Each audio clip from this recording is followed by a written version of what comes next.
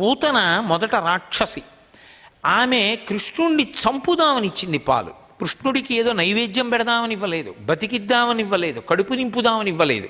కానీ ఆమె నుండి 2 గుటకల పాలు స్వీకరించినటువంటి కారణం చేత పూతన యొక్క శరీరములోని సమస్త కల్మషములు నశించిపోయి ఉన్నతగతుల్ని పొందింది. అంటే పూతనా సంహార ఘట్టము నుండి మనం కూడా స్వీకరించవలసినటువంటి గొప్ప ఉపదేశం ఒకటి ఉంటుంది. దానినే నివేదన అంటారు. నివేదన అన్న మాటకు అర్థం నైవేద్యము అని కాదు. నైవేద్యము అంటే ఏదో పులిహారో చక్కెర పొంగలో తీసుకొచ్చి పరమేశ్వరుడికి నివేదన చేయడం పూజలో అంతర్భాగం. నివేదన అన్న మాట ఒక పదార్థాన్ని ఈశ్వరుడికి ఇవ్వడంలో నివేదన పూర్తవదు. అసలు పూజ ఎక్కడ ఉంటుంది అంటే పూజ ఆఖరి ఊపిరి వరకు ఉంటుంది. పూజ ప్రారంభం ఎక్కడుంటుంది అంటే తరగతి గదిలో మొట్టమొదట ఎల్కేజీలో చేరినట్టు పూజా మందిరంలో ఉంటుంది. అందుకే వివేకానందుడు అంటాడు, పూజా మందిరంలో పూజ చేసుకోవాలనుకోవడం తప్పు కాదు, పూజా మందిరంలో చచ్చిపోవాలనుకోవడం తప్పు. ఈ ప్రపంచం అంతా పూజా మందిరం కావాలి. ఎలా అంటే మీరు చూడండి, ఏదో మొట్టమొదట పిల్లవాడు తరగతి గదికి వెడుతున్నప్పుడు ఏడుస్తూ వెడతాడు. ఓ పలకిచ్చినప్పుడు అక్కడ అక్షరాలు దిద్దుకోవడం ప్రారంభిస్తాడు. ఆ తర్వాత వాడంతట వాడికి చదువు మీద అనురక్తి కలిగితే ఎవ్వరూ నువ్వు చదువుకోనక్కర్లా. వాడు ఏ ఊరు వెళ్ళినా వాడు వెళ్ళేది ఎక్కడికి అంటే 4 పుస్తకాలు ఉన్న చోటికి వెళ్ళి చూస్తాడు. మంచి పుస్తకం అంటే తెచ్చుకొని చక్కగా పుస్తకం చదువుకుంటాడు. అప్పుడు వాడిని ఎవరూ పుస్తకం చదువుకోనక్కర్లా, చదువుకోవద్దంటే ఏడుస్తాడు. అలా పూజామందిరం ఎందుకు పనికి రావాలి అంటే శిక్షణా కేంద్రంగా ప్రారంభానికి పనికొస్తుంది. తర్వాత ఈ జగత్తు యందు ఈ శరీరాన్ని భగవంతుడిచ్చిన అపూర్వమైనటువంటి కానుక అన్న విషయాన్ని గుర్తెరుగుతాడు. ఇది ఉపకరణం.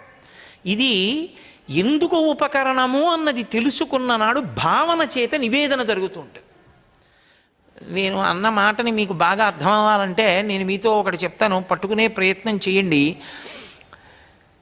భావన చేత నివేదన అన్న మాటకు అర్థం ఏంటంటే నేను గత జన్మలలో కొంత పాపం చేశాను, గత జన్మలలో కొంత పుణ్యం చేశాను.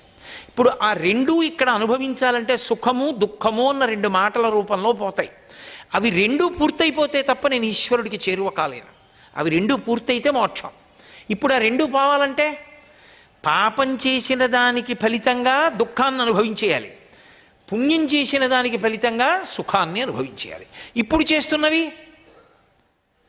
చేసిన పుణ్యం సుఖాల కోసం కాదు, చిత్తశుద్ధి కోసం, ఈశ్వరార్పణం, ఉమామహేశ్వర పరబ్రహ్మార్పణమస్తు. అది నా కోసం కాదు, ఆయనకు అర్పించేశాను అప్పుడే. ఇప్పుడు దానివల్ల ఏమవ్వాలి, నాకు చిత్తశుద్ధి కలగాలి. ఇప్పుడు ఈ శరీరం అనేది ఈశ్వరుడు ఇవ్వలేదనుకోండి, అసలు గతంలో చేసిన పాపం ఎలా పోతుంది? ఏదడ్డు పెట్టి తీస్తారు? ఇప్పుడు ఈ శరీరం ఒకటి ఉందండి, ఈ శరీరం ఒకటి ఉంది కాబట్టి ఈ కళ్ళకి ఇప్పుడు చూడగలిగిన శక్తి తగ్గిపోయింది. ఒకప్పుడు ఈ కళ్ళజోడు లేకుండా చూసే ఈ కళ్ళు, ఇప్పుడు ఈ కళ్ళజోడు లేకుండా ఈ కళ్ళు చూడలేవు. ఈ కళ్ళజోడు తీసి నేను కొత్తగా ఎక్కడికైనా వెళ్ళినప్పుడు, ఇంట్లో అయితే అమెరికాగా ఏదో ఒక ప్రదేశంలో పెట్టుకుంటాను, కొత్త ప్రదేశాలకు వెళ్ళినప్పుడు చటుక్కుని తీసి ఎక్కడో పెడుతూ ఉంటాను, పెట్టి ఏ స్నానమో చేసి వస్తాను. ఇక కళ్ళజోడు ఎక్కడ పెట్టాను అని అన్నది వెతుక్కోవడం మొదలెట్టాను అనుకోండి. ఒక్కొక్కసారి అది కొత్త ప్రదేశం, కొత్త విడిది, గబుక్కుని పెట్టులో పెట్టేశానో ఎక్కడ పెట్టేశానో ఆ కళ్ళజోడు వెతికి పట్టుకోవడానికి, అది కొంచెం చీకటిగా ఉందనుకోండి అసలు కనపడదు.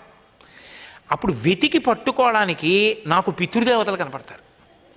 ఆ కళ్ళజోడు దొరికిందనుకోండి, అమ్మయ్యా అది కళ్ళకి పెట్టుకున్నాక మళ్ళీ నాకు ప్రపంచం బాగా కనపడుతుంటుంది. అంటే ఇప్పుడు కళ్ళకి చూపుడు శక్తిని తగ్గించి ఒకనాడు నా కళ్ళజోడు ఎక్కడ పెట్టానో నేనే మరిచిపోయేటట్టు చేసి ఆ అయోమయంలో కంగారు పుట్టించి నేను గతంలో చేసుకున్నటువంటి పాపాన్ని ఈశ్వరుడు పోగొడుతున్నాడా లేదా? ఈ శరీరాన్ని ఇచ్చాడు కాబట్టి. ఇప్పుడు పాపం పోవడానికి ఏది సాధనం? ఇదే. పుణ్యం పోవడానికి ఏది సాధనం? ఇదే. సర్వం శ్రీ ఉమామహేశ్వర పరబ్రహ్మార్పణమస్తు. స్వస్తి.